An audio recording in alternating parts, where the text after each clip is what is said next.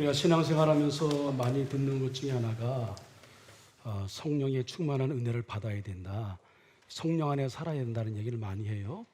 근데 실제로 우리가 내가 성령 안에 지금 살고 있는가, 성령이 내 안에 계시는가라고 하는 것을 생각해 보면 애매할 때가 있어요. 근데 분명한 것은 오늘 여기 이 자리, 세상의 많은 선택 앞에 이 거룩한 주일에 내가 예배의 자리에 있는 것, 이것은 여러분 안에 성령이 계신 증거인 것을 여러분 믿으시길 바랍니다. 성령이 내 마음 안에 감동을 주셔서 오늘 예배드리는 일이 삶의 우선이라는 그런 신앙 고백에 우리가 이제 우리의 마음을 드리고 우리의 시간을 드리고 우리의 삶을 드렸기에 여기 이 자리에 있는 것이지, 그렇지 않으면 여기에 있을 수 없단 말이에요. 이렇게 성령의 이끄심 따라 이 예배 자리에 오신 우리 성도님 잘 오셨고, 이제 우리가 예배의 성공자가 되기 위해서는 성령의 이끄심에 우리가 순종해서 내게 주신 하나님의 말씀을 우리가 붙들고 받고 듣고 받고, 그래서 그 말씀을 마음에 새기고 세상을 향해 살아내어서 우리의 삶과 인격이 점점 변화되어서 예수님만이 닮아가고 성령의 열매를 맺는 삶을 살면 우리는 한 주간 승리하는 삶을 살게 되는 겁니다. 이러한 은총이 성령의 사람인 여러분 가운데 있기를 주님의 이름으로 간절히 축원을 드립니다. 지난주 설교 제목 여러분 기억하시나요? 여러분 가물가물하지요? 보통 일반적으로 예배드리고 나가는 성도님에게 오늘 설교 제목이 뭐예요? 라고 기억하는 사람은 30%에서 50% 정도이라고 해요. 그러니까 한 주간 지났으니 여러분 잊으신 거 당연해요. 절대로 자책하지 마십시오. 당연한 거니까. 지난주에 제가 설교를 들었던 것은 우리 복음을 굳게 잡으라 시리즈 말씀 4번째 말씀에 숙주 인간에 대해서 말씀을 드렸습니다. 제가 영상을 여러분 이해를 돕기 위해서 보여드렸죠. 사마귀 영상, 그 다음에 개, 그리고 쥐와 고양이 영상을 보여드렸습니다. 지난주에 여러분 말씀 한 번 더 반복해서 말씀드리면, 쥐가 고양이를 보고서 도망가야 되는데 오히려 도망가기는커녕 경계심을 갖기는 그 경계심을 늦추어서 고양이에게 의도적으로 접근하는 것을 보게 됩니다. 이해가 안 되는 거죠. 왜 그런가? 이유가 있다. 독소플라스마 곤디, T 곤디로 이렇게 축약하는데요.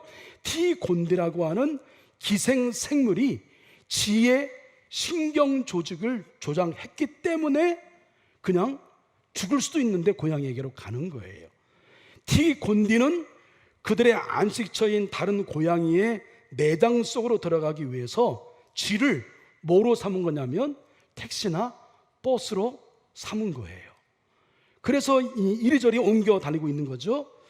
근데 오늘 더 나아가 중요한 것은, 왜 이게 중요하냐면, 이 괴상한 이야기는 여기서 끝나는 것이 아니라 체코에서 기생생물학의 아버지로 추앙받는 오토 이로베츠라는 학자가 있는데, 이 사람이 정신분열증의 일종인 조현병을 앓는 사람들 중에 T 곤디, 이 기생생물에 감염된 경우가 많다라고 하는 것을 밝혔어요. 그러니까 단순하게 이것은 이 동물에게 식물에게 영향을 줄 뿐만 아니라 우리 사람에게도 T 곤디가, 이 기생생물이 영향을 주고 있다라고 하는 겁니다. 여러분, 제가 지난 시간에 그 숙주 인간에 대해서 장황하게 말씀을 드렸는데, 사실은 더 자세히 말씀드리지 못한 부분이 있어서 제가 한 번 더 부연하기 위하여 숙주 인간의 책에 나오는 이야기를 여러분 있는 그대로 발췌해 소개해드리도록 하겠습니다. 한번 잘 들어보시기 바랍니다. 인간의 역사를 되짚어보면 우리 인간의 가장 큰 적은 언제나 기생생물이었다. 중세 시대에는 유럽 전체 인구의 3분의 1이 선패스트, 흑사병으로 사망했다. 콜럼버스가 신대륙에 도착한 지 몇 세기 만에 도착 원주민의 95%가 천연두, 홍역, 독감, 그리고 유럽의 침략자들과 식민지 개척자들이 가져온 다른 세균으로 몰살당하고 말았다. 1918년 스페인 독감으로 인한 사망자는 세계 1차 대전 동안 참호 속에서 죽어간 군인들의 수보다 많다. 기생생물은 보이지 않는 탑승객과 같은 존재다. 기생생물이 우리 몸에 몰래 숨어들면 악마 같은 소행이 시작된다. 우리 몸속에 기생하고 있는 기생생물들은 자기들의 숙주인 인간을 조종해서 자기 몸 색깔과 확연히 대비되는 배경색을 띠는 환경을 찾아가게 하거나 시선을 끌려는 미친 듯이 돌아다니거나 또 일반적으로는 잘 가지 않는 장소를 찾아가도록 한다. 뿐만 아니라 이들은 인간을 안쪽에서부터 파먹어 간다. 인간의 몸을 이용해서 자기 새끼를 키우거나 기력을 떨어뜨리거나 눈을 멀게 하거나 중독시키거나 불구로 만들고 심지어는 우리를 죽이기도 한다. 지금 이 순간에도 우리들 중에는 자기도 모르는 사이에 기생생물을 끌어들이는 표식을 달고 다니는 사람도 있다는 것이다. 여러분, 이 책에서 얘기하고 싶은 얘기를 부재라고 하는 제목으로 달았는데 이 책의 숙주인간의 부재를 보면 이렇게 쓰여 있습니다. 우리의 생각을 조종하는 내 몸속의 작은 생명체의 비밀, 이렇게 표현되고 있는데 한마디로 말씀드리면 내 몸속에 내 생각을 조종하는 또 다른 내가 있다라고 하는 겁니다. 우리의 어떤 행위, 행동, 내 어떤 도덕적 관념, 내 어떤 가치, 이런 모든 내 생각까지도 어쩌면 또 다른 내가 아닌 또 다른 내가 조종해서 내가 이러저러한 생각을 가질 수 있다라고 하는 것이 이 책에서 밝히고 있는 겁니다. 그래서 제가 이 장황하게 오늘도 또다시 숙주인간에 대해서, 책에 대해서 어려운 얘기지만 여러 개 말씀을 드린 이유가 있어요. 이것이 우리가 신앙생활하는 영적 전쟁의 그 비밀을 알려주고 있기 때문에 그렇습니다. 여러분, 우리의 육신이 기생생물의 지배를 받고 조종을 당하는 것처럼 죄인된 인간의 영은 사단의 지배를 받고 조종을 당하고 있고 당할 수도 있다라고 하는 걸 먼저 전제하는 겁니다. 자, 이제 우리 본론의 말씀으로 들어가면 그러면 어떻게 해야 되는 거예요? 우리 질문합니다. 여러분 잘 아시는 것처럼 지피지기면 백전불태, 어떤 뜻이에요?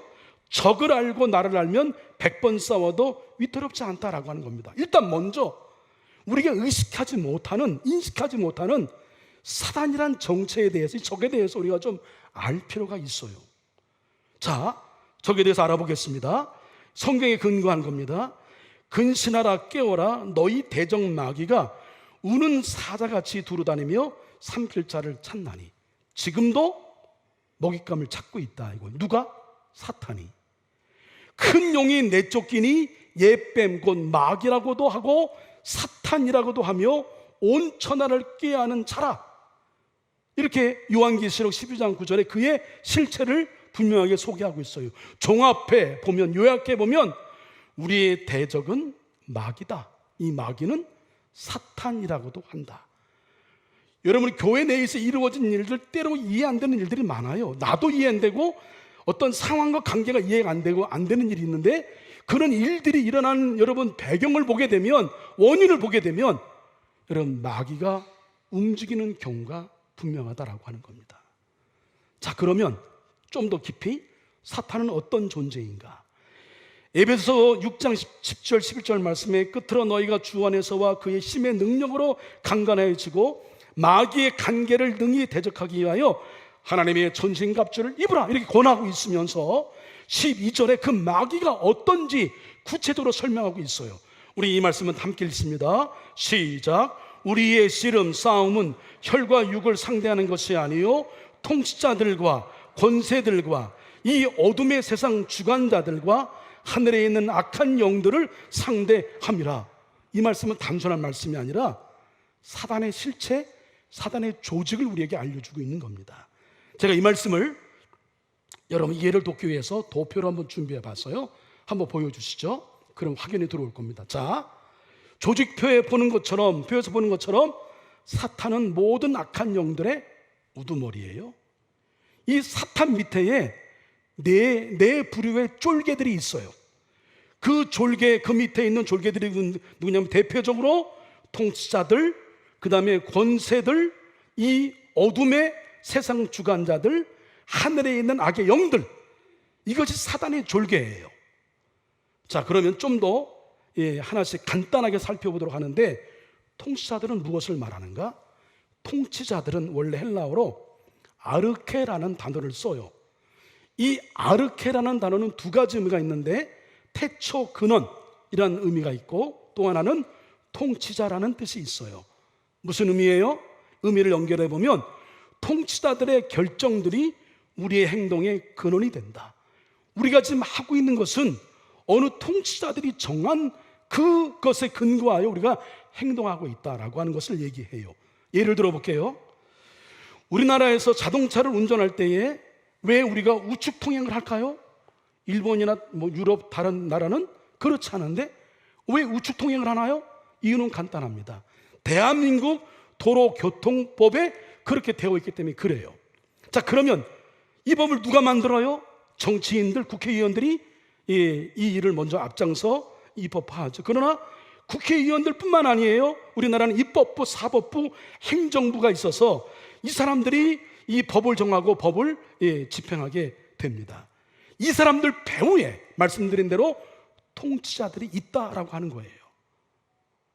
그러니까 여기 통치자들은 정치나 권력, 법이나 지도력 등의 배후에서 역사하는 영들을 가리키는데, 지금 이 순간에도 통치자들이라고 불리는 이 악한 영들이 정치나 권세나 법이나 지도력과 같은 것의 배후에 역사하고 있다라고 하는 것을 우리는 알아야 된단 말입니다. 여러분, 신천지나 이단들이 가장 먼저 공략하는 게 어딘지 아세요? 정치기 그룹이에요. 예? 이거 여러분 잘 알잖아요. 예? 아베가 왜 죽었어요? 통일교하고 연관되어 있다는 것 때문에 죽었잖아요. 이단들은 정치적 영향력을 주는 사람들에 대하여 타겟을 정하고 어떻게든 자기네 입지를 넓히기 위해서 그 안에 들어간다니까요. 여러분, 한때 세월호 사건의 배후에 여러 가지 많은 아직도 하시는 그 밝혀지지 않는 일들이 많이 있는데 왜 그걸 구체적으로 못 밝혀요? 그 종교에 영향을 받은 국회의원들이 대부분 다예요. 그러니까 못 건드는 거예요. 예? 그래서 여러분, 이 통치자들이라고 하는 악한 영들은 어떤 방법으로 역사하냐면 크게 두 가지 방법이에요. 첫째로 지도자를 자기 멋대로 조종하는 거예요. 가장 쉬운 방법은 악한 지도자를 세우는 겁니다. 분위기를 만들어서 악한 지도자를 세우면 사단이 움직이는 세계가 되는 거죠. 이것이 실패하면 곧바로 선한 지도자를 악하게 만들어요. 잠언 29장 2절 말씀에 악인이 권세를 잡으면 백성이 탄식한다는 말씀이 있듯이, 악한 사람이 권세를 잡게 되면 밑에 있는 사람들이 요즘 젊은 사람들이 말하는 것처럼 개고생하는 거예요. 여러분, 멀리 찾지 않아도 돼요. 북한을 보시면 돼요. 악한 자가 권력을 잡게 되니까 그 밑에 있는 사람들은 그냥 죽을 고생하는 겁니다. 여러분, 그렇습니다. 우리의 대적마귀는 악한 자들이 권세를 잡으면 사람을 어떻게 죽이고 살리는지를 알고 있어요. 그래서 우리의 대적마귀는 예나 지금이나 먼저 모든 지도자들을 첫 번째 타겟, 공용 목표로 삼아서 공략을 합니다. 그리고 그것을 자신의 쫄개인 통치자들이라고 불리는 악한 영들에게 지시를 하는 거죠. 두 번째로 통치자들이라고 불리는 악한 영들은 지도자들의 권세에 불복종하게 만들어요. 예? 이 올바른 그 권세 앞에, 질서 앞에 혼란을 만든단 말이에요. 혼란은 약이에요. 여러분, 권세라는 말은 바꿔 말하면 질서란 말이에요. 질서라는 말과 상관관계가 있습니다. 권세를 주신 것은 바른 질서를 찾기 위해 주신 거란 말이에요. 우리 하나님은 어지러움의 하나님이 아니라 질서의 하나님이십니다. 질서의 하나님이 지도자들에게 권세를 주셨다는 거예요. 그 권세를 주신 이유가 뭘까요? 고린도후서 10장 8절 말씀 다 같이 읽습니다. 시작. 주께서 주신 권세는 너희를 무너뜨리려고 하신 것이 아니요 세우려고 하신 것이니, 그래서 하나님이 지도자들에게 권세를 주신 이유는 사람을 세우기 위해서예요. 사람을 무너뜨리기 위해서 세운 게 아니란 말이에요. 그러면 이 지도자들의 권세에 복종하지 않으면 어떤 일이 일어날까요? 세상과 공동체는 무질서와 혼란에 빠지게 되는 겁니다. 사탄이 원하는 세상이 되는 거예요. 그래서 사탄의 1차적인 타깃이 말씀드린 대로 통치자들, 그래서 우리가 대통령을 비롯한 정부 강요를 위해서 우리가 우리의 그 통치를 맡긴 그들을 위하여 우리가 기도하지 않으면 안 되는 겁니다. 두 번째로 권세들이라는 단어는 헬라어 원어로 엑수시아예요. 이거 두 가지 뜻이 있는데 하나는 권세, 권위를 말하는 거고 또 하나는 영향력을 말하는 겁니다. 쉽게 말해서 권세를 잡고 있는 사람이 영향력이 있는 사람이에요. 당연한 말이죠.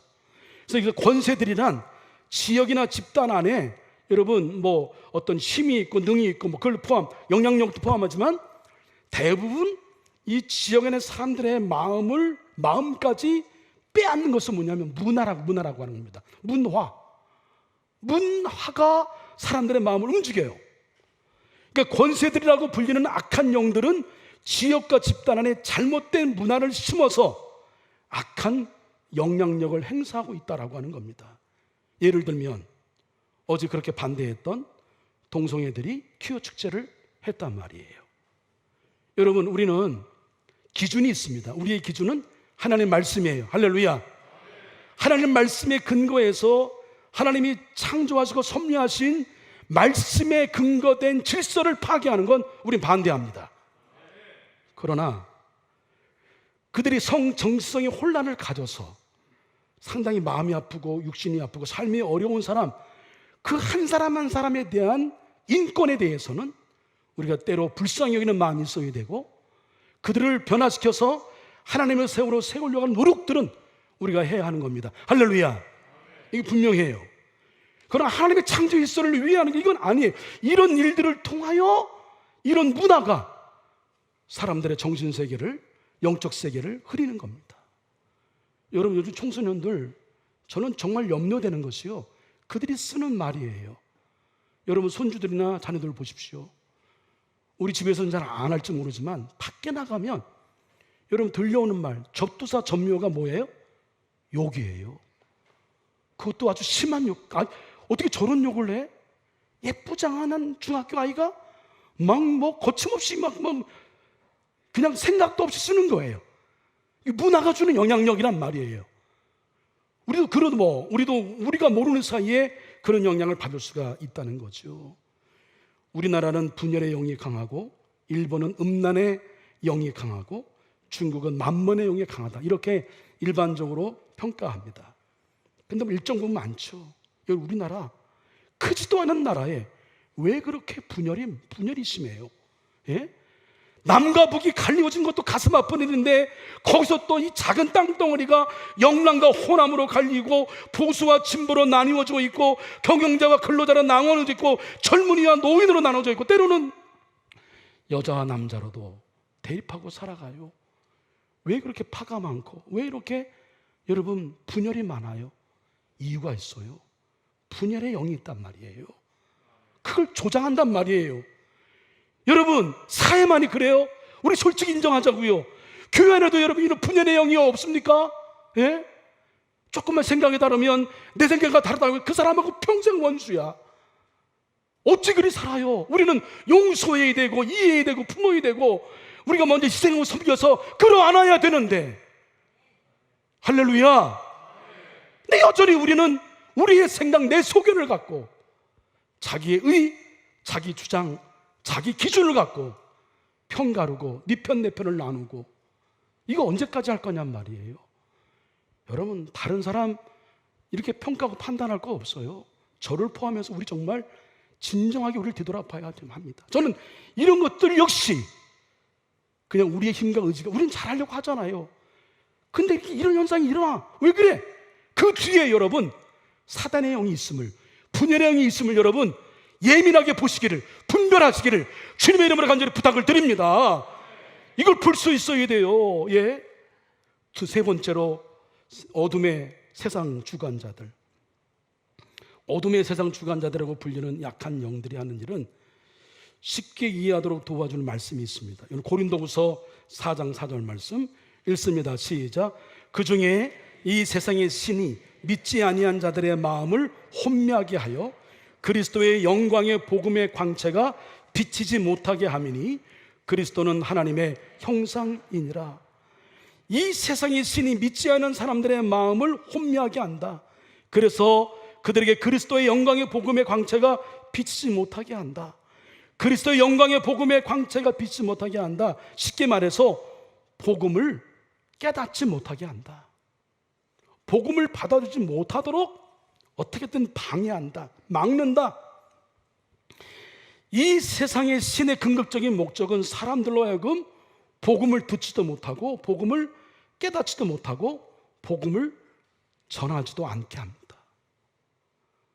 저는 한국교회에 많은 위기 있지만 한국교회 위기 중에 하나는 한국교회 강단의 위기라고 얘기해요. 어떤 의미예요? 강단에서 복음이 빠졌어요. 십자가를 안 전해요. 부활의 사건을 안 전해요. 여러분 형통할 겁니다. 잘 될 거예요. 여러분 길이 환히 열리고 뭐 번창하고 잘 될 겁니다. 걱정하지 마십시오. 심리학적으로 사람들의 마음을 이렇게 좋게 만드는 그 정도의 얘기를 전하고 있단 말이에요. 십자가와 부활의 사건 왜 그런지 아세요? 여러분, 내가 십자가 부활의 사건 복음의 길을 여러분 전할 때에 다른 선교 들을 때보다 여러분 집중도가 떨어져요. 알고 있는 얘기요. 그렇지만 또 하나 있어요. 사단이 복음을 듣지 못하게 막는단 말이에요. 우리의 길을 막고 우리의 눈을 가린단 말이에요. 할렐루야. 이거 잘 보셔야 돼요. 세상의 신이 어떤 방법으로 복음을 깨닫지 못하게 하냐면 이 세상의 신이 믿지 않은 자들의 마음을 혼미케 한다. 마음을 흔드는 거예요. 헷갈리게 해요. 여러분, 사탄은, 마귀는요, 우리가 생각하는 것 이상에 얼마나 똑똑한지 몰라요. 얼마나 지혜로운지 몰라요. 얼마나 여러분 교묘한지 몰라요. 나의 약점을 너무나 잘 알아. 그거 하나 건들면 다 넘어져요. 우리의 아킬레스건을 안단 말이에요. 어떨 때는 막 세워져. 자기 교만 있는 사람은 한없이 높여놔. 어떤 사람은 한없이 건드려. 야, 네가 뭐래? 못생긴 네가, 돈이 없는 네가, 못 배운 네가. 한참 떨어뜨려요. 높이고 떨어뜨려서 우리를 혼미케 하여 복음으로 들어오지 못하게 한단 말이에요. 우리 일반적으로 문화라고 할 때 여기에는 세 가지 영역이 있는데 그것은 세계관, 가치체계, 행동량이 있습니다. 다 연관성이 있죠. 쉽게 말씀드리면 그 사람의 세계관이 그 사람의 가치를 만들고 그 사람의 가치관이 그 사람의 행동을 결정하게 되는 거죠. 상식입니다. 예를 들면 그거예요. 어떤 사람의 세계관은 물질주의야, 만몬주의야, 자본주의에 걸맞죠. 또 일정 부분 맞는 것도 있고, 유전무죄, 무전유죄. 돈 있으면 권력도 얻어요, 힘도 얻어요, 명예도 얻어요, 존경도 받아요. 그래서 우리 자본주의 시대에 여러분 물질을 자기의 세계관으로 삼는 일은 교묘하게 애들 성공한다, 그 꿈을 이룬다, 여기에 포장되어서 결국 그 성공이 뭐예요? 우리 애들 잘 먹고 잘 산다. 그거 아니겠어요? 그러니까 야, 내일 시험인데 교회 와, 시험 공부해, 그러잖아요. 시험 공부해서 조금 좋은 대학 가서 좋은 그 직장 취업해서 돈 잘 벌고 시집장가 잘 가고, 그럼 그것은 끝이잖아요. 우리가 자본주의 영향을 받고 있는 거예요. 여러분, 이 세계관이 물질주의적인 사람은, 이 사람 모든 가치는 다 돈이에요. 돈이 이 사람의 모든 행동을 돈과 관련이 있습니다. 돈 때문에 사기도 치고, 돈 때문에 도둑질도 하고, 돈 때문에 사람도 죽이고, 돈 때문에 사람도 배신하고, 돈 때문에 행동해요. 그리고 심지어는 돈이 내 신앙의 믿음에 척도해요. 돈 잘 벌고 잘 되면 나 믿음이 좋은 거야. 하나님 축복하셔서 잘 된 거야. 그리고 돈 못 벌면, 가난하고 실패하면 믿음이 없는 거야. 그 기준이 뭐예요? 물질이에요, 물질. 여러분, 우리의 기준이 건강인 사람도 있어요. 모든 게 건강이 중요해요. 어떤 사람은 또 다른 어떤 취미나 또 다른 어떤 권력이나 이런 것들 있겠죠. 그래서 우리의 대적마귀는 끊임없이 우리의 세계관을 공격해요. 이 사람이 관심, 복음에서 멀어질 만한 것들에 대한 관심을 계속 공격을 한단 말이에요. 그렇습니다. 이 어둠의 세상 주관자들이라고 불리는 약한 영들은 이 세상에 있는 철학과 이데올로기, 세계관 등을 통해서 사람들이 복음을 깨닫지 못하도록 혼미하게 합니다. 왜 그래요? 여러분, 복음을 분명히 우리 가운데 세우게 되면 복음은 내가 누구인지에 대한 정체의식을 갖게 하고, 이 정체의식은 내가 이 땅에서 뭘 하며 살아야 될지에 내 사명의식을 느껴주고, 사명의식이 있게 되는 사람은 내 인생의 방향과 목표가 뚜렷해요. 그 길을 걸어가는 거예요. 그러니까 복음에 대한 선명한 신앙 고백이 있는 사람은 웬만해서는 흔들리지 않아요. 그래서 사도 바울의 결론이 이 초대교회 이래저래 막 배교하고 막 박해로 떠나고 교회가 분열되고 하는 데에 그의 처방은 복음을 굳게 잡으라. 복음으로 분명하게 무장되어 있는 사람은 어떤 상황에도 흔들리지 아니한다. 복음의 확신을 갖고 있는 사람은 이 복음을 통하여 기독교적인 세계관을 갖고 있어요. 하나님이 천지를 창조하시고 섭리하시고 그 하나님이 우리가 죄로 인해 죽었던 우리를 예수님의 십자가 구원의 은총으로 살려주셨고, 그 하나님이 성령 하나님은 지금과 우리와 함께 계시고, 우리 이 땅에 살아가는 동안에 우리 안에 거룩한 소원을, 염원을 품게 하셔서 하나님 기뻐하신 일들을 하게 하고, 그것이 찬양이든 아니면 교사이든 사업이든 그 어떤 일이든 하나님 기쁘시게 하는 일을 하고 싶은 마음을 심어줘서 그 일을 하게 하는 행복한 삶을 살게 해요. 그래서 그런 나로 인하여 공동체가 더 아름다워지고 하나가 되고 하나님 나라가 확장하고, 이것이 기독교적 세계관을 갖고 있는 사람들의 삶이에요. 할 수만 있으면 예수님처럼 용서하려고 하고 품어주려고 하고, 언제까지 아멘 안 하시나 보내겠네. 사랑하려고 하고 품어주려고 하고 이해하려고 하고 어떻게든 순종하려고 하고, 이게 여러분 성령의 사람, 하나님의 사람 마음이에요. 그럼 거기가 하나님 나라, 거기가 천국이죠. 여러분이 있는 것이 천국 비슷한 곳이 되어야 정상인 거예요. 맨날 지지고 볶고 싸우고 네 편 내 편이니 뭐가 옳으니 그르니 내 소견을 주장하고, 여러분 심각하게 나 자신을 뒤돌아봐야 합니다. 우리의 자녀들에게 심어줄 가장 중요한 건 뭐냐면, 우리 이번 성경학교 여러분 여기서 기도 많이 하셔야 되는데, 이번 여러분 우리 성경학교를 통해서 매번 기도하지만 우리 학생들의 복음에 대한 부딪힘이 있어야 돼요. 예수님 만나야 돼요. 구원의 확신이 있어야 돼요. 그래서 기독교적인 세관을 뚜렷하게 가지면, 복음을 굳게 잡으면 하나님이 그 자녀들 책임져 주시는 거예요. 여러분 이것 위에 지금 교회학교 몸부림치고 있으니까 여러분 기도해 주시고, 우리가 기도하고 학생들에게 조그마한 힘을 보탤 수 있도록 선생님들 격려하고 주십시오. 그래서 우리가 하는 게 뭐예요? 기독교적 세계관을 심어주는 거예요. 애들한테요. 내가 공부 잘해서 의사가 되는 것은 예수님 주신 사랑을 많은 사람들에게 알려주기 위해서다. 내가 저기 오지에 가서 복음을 들고 내 삶을 거는 것은 복음의 은총이 내게도 사도 바울의 고백처럼 가장 귀한 것이기에 이것을 전하는 것이라고 한다면, 내 명예나 내 안이나 내 편안함을 내려놓고 기꺼이 복음을 위해 십자가 지는 고난의 길을 난 선택하겠소. 이런 기독교적인 세계관을 우리 자녀들의 고백이 여러분 우리 자녀 가운데 있어야 할 줄로 믿습니다. 값싸게 뭐 판권사 되어서 똥똥거리고 잘 살고 어깨에 힘이 들어가고, 여러분 그런 걸 우리 자녀들이 잘 사는 것으로 착각하면 안 됩니다. 또 우리 자녀들이 교회 안 나오잖아요. 엄마 아빠 신앙을 우습게 생각하잖아요. 누구 책임이에요? 여러분 책임이에요. 단장님이 아니에요. 지금은 늦지 않았습니다. 기독교적인 세계관을 여러분 심어줘야 됩니다. 마지막으로 하늘에 있는 악한 영들, 하늘에 있는 악한 영들이란 우리 개개인을 공격하는 악한 영들을 말해요. 하늘에 있는 악한 영들이 우리를 어떻게 공격할까요? 우리의 생각, 우리의 감정, 우리의 입술을 통해서 공격합니다. 우리의 생각을 통해서 어떻게 공격해요?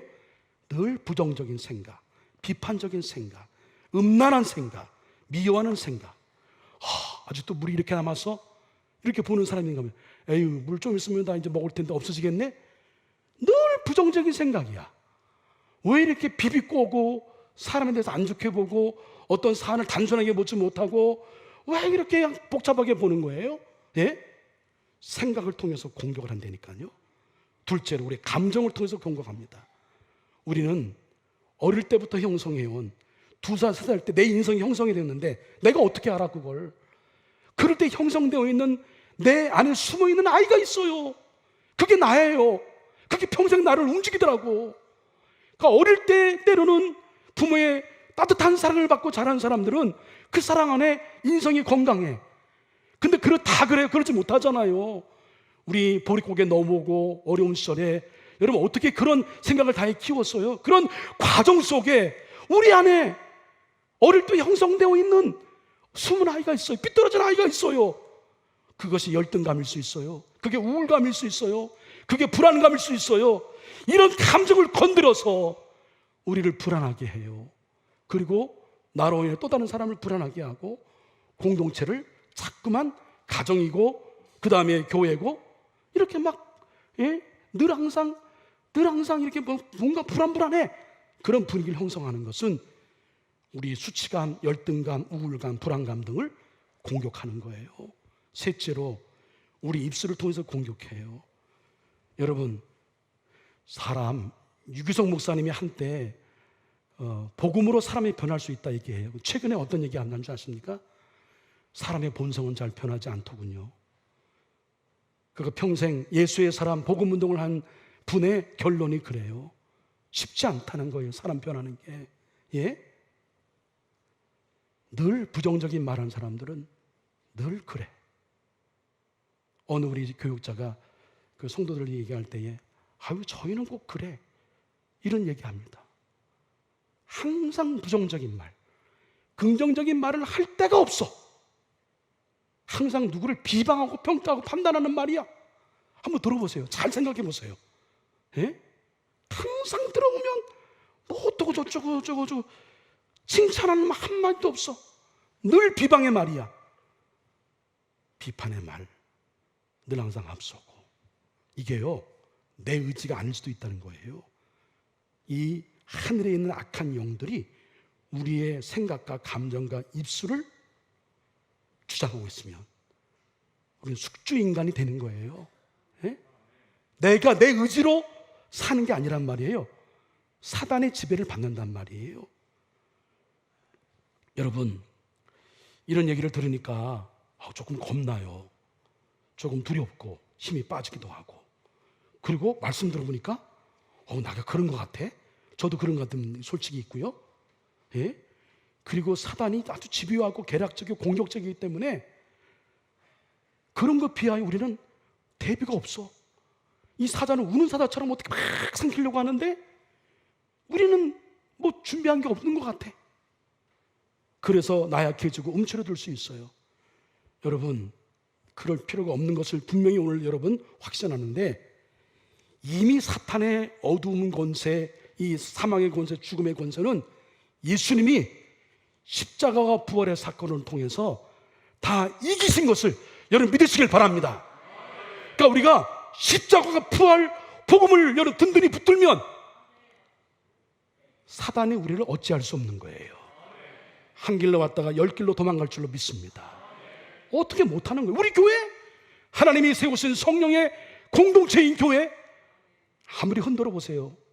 넘어지지 않아요. 할렐루야. 쓰러지지 않습니다. 예? 왜 그런 줄 아세요?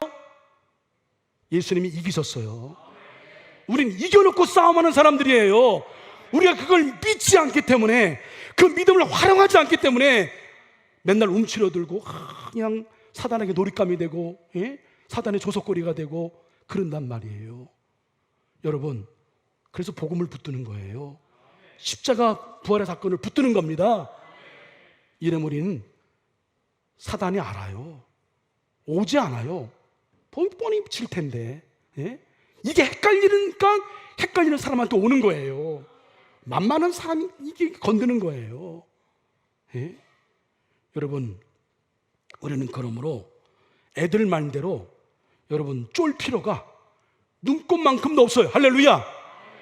우리 성령의 사람이니까 구원의 확신을 갖고 있는 사람이고 하나님의 사람으로 우리는 살아가고 있으니까 중요한 건 예수님이도 구원하고 영생의 소망을 가져요. 지금 이때 하늘나라 가기 전 이 땅에서 천국과 이 땅의 삶을 사는 이 기간 동안에 우리가 해야 할 일은 두렵고 떨림으로 온전한 구원을 이루는 거예요. 할렐루야. 이 이루는 과정 속에 여러분 영적 세계 두 가지예요. 사단에게 지배를 받으시겠어요? 성령의 이끄심을 받으시겠습니까? 이 질문이에요. 당연히죠. 여러분 성령의 이끄심 따라 사는 저와 여러분 되기를 간절히 축원합니다. 사랑하는 성도 여러분, 아벨가 저렇게 험하게 죽을 줄 어떻게 알았어요? 예? 일본의 보수의 정점인 그가, 예? 권력의 최중심에 서 있는 그가 험하게 죽을 줄 어떻게 알았어요? 여러분 지금 평안하게 예배를 드리고 있지만 지금 저 우크라이나는 전쟁을 치르고 있어요. 수많은 무고한 생명들이 죽어가고 있어요. 여러분 우리는 아무 일 없는 것 같잖아요. 우리 몸이요 지금요 그 세균하고 싸우고 있는 거잖아요. 이기는 것은 여러분들이 면역 체계가 괜찮으니까. 할렐루야. 항체가 있으니까 이기는 거 아니에요. 우리 영도 마찬가지예요. 여러분 우리를 지켜주는 성령이 있기 때문에 이만큼 우리가 견디는 거죠. 할렐루야. 사실은 내 힘이 아니에요. 그러니까 우리는 이 두렵고 떨림으로 구원을 이루기 위하여 성령의 도우심을 구하며 살아가야 돼요. 근데 여러분 이게 일주일에 한 번 여러분 이렇게 교회에 나온다고 해서 유지가 돼요? 기적이죠. 제가 여러분 일주일에 한 번 먼 데서 그나마 교회에 나오는 얼마나 감사해요. 그런데 우리가 온전한 구원을 이루고 정말 교회 안에 그 발효 5%의 역할을 감당하고 부패 5%가 아니라 정말 성령의 사람으로 살기 위해서는 여러분 제가 강조하는 거예요. 여러분 기도하지 않고는 안 돼요. 기도한 적은 도무지 유가 없는 거예요. 일주일에 한 번 잠깐 여러분 예배 드리는 것을 가지고 내 신앙을 지킨다? 여러분 착각하지 마십시오. 여러분 건강을 지키기 위해서는 정기적인 검사도 받고 이래저래 건강 음식도 먹고 막 하잖아요. 운동도 매일처럼 하고. 예? 우리 영적 건강을 위해서 여러분 뭘 하고 계신 거예요? 그러니까 우리의 복음의 기초가 흔들려 버리니 조금만 나에 대해서 뭐라고 얘기하면 못 견뎌. 예, 부들부들 떨어요. 누가 그랬냐? 그리고 검증도 없이 그냥 삐져버리고 때로는 교회도 안 나오고 교회 끊겠다 해요. 오랜 동안 신앙생활을 한 분들이 그런단 말이에요. 언제까지 우리가 철없는 신앙을 가지고 있을 거예요? 죄송합니다 여러분. 직분이 믿음의 그 어떤 근거가 되진 않아요. 예? 내가 오랜 동안 신앙생활을 모태 신앙이다? 그게 내 신앙의 여러분 근거가 되지 않아요. Now, 지금 여기 이 자리 내가 어떤 신앙을 고백을 갖고 있냐가 중요해요. 할렐루야. 여러분 복음을 굳게 잡으시길 바랍니다. 예? 복음을 굳게 잡으셔서 어떤 상황이 온도 알아 흔들리지 아니하고 기독교적인 세계관을 분명히 세워서 자꾸만 그런 마음 심어주는 거 사탄이 주는 마음이라니까요. 섭섭한 마음 건드리고, 예? 괜히 막 그냥 찜찜한 마음 건드리고. 여러분 잘 분별하셔야 돼요. 그 목사가 준 마음 아니에요. 목사가 그러지 않았어요. 우리의 주적이 누군가를 봐야 돼요. 우리 주변의 성도들이 그런 게 아니에요. 사단이 장난치고 있는 거예요. 예? 그걸 보셔서 우리 복음으로 무장되어 복음을 굳건히 지켜서 나를 지키고 나 안 지키면 너도 영향을 받더라고요. 내가 나를 지키지 못하면 우리 모임체에 영향을 줘요. 교회에 영향을 준단 말이에요. 여러분 부패 5%의 사람 되지 말고 발효 5%의 사람이 되어서 성령의 사람으로 좋은 기운을 북돋우고 좋은 에너지를 생산해내고 그래서 하나된 교회를 세워가는 데에 여러분 행복과 기쁨으로 내가 알아요. 내가 성령에 반하는 일을 하고 하나님 원하시는 일을 하면 내가 먼저 알아요. 내가 편치 않아요. 여러분 편치 않아요. 이상하게 편치 않아. 근데 내 마음에 평안이 있고 기쁨이 오는 것은 대부분 다 내가 먼저 손을 내밀고 희생하고 헌신하고 품어주고 예수님처럼 살아가고 성령께서 이끄신 대로 살아갈 때에 내 마음에 평안이 있어요. 할렐루야. 우리 그런 사람 되기를 주님의 이름으로 간절히 축원을 드립니다. 기도하겠습니다. 성령님, 부족한 저희를 도와주시옵소서. 먼저는 나 자신이 진지하게 자신을 냉정하게 오늘 말씀 앞에 주님 성찰하고 뒤돌아보게 하여 주시옵소서. 성령의 이끄심 따라 하나님이 기뻐하신 일을 하고 사람들에게 선한 영향을 주는 발효의 성도가 되게 하여 주시옵소서. 그래서 두렵고 떨림으로 온전한 구원을 이루고 나 자신을 거뜬히 지킬 뿐만 아니라 우리의 가정을 지키고 교회를 지키고 대한민국을 지키게 하여 주시옵소서. 그러기 위하여 매일 주어지는 오늘이라는 날을 좋은 것으로 심으며 살게 하여 주시옵소서. 예수님의 이름으로 기도합니다. 아멘.